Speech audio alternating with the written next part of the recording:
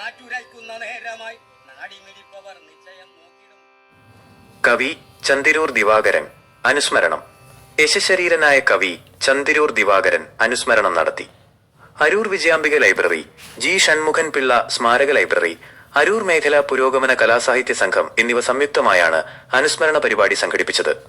പുരോഗമന കലാസാഹിത്യ സംഘം president EM Sajimon അധ്യക്ഷത വഹിച്ചു. ലൈബ്രറി സെക്രട്ടറി PV ലാലു സ്വാഗതം ആശംസിച്ചു.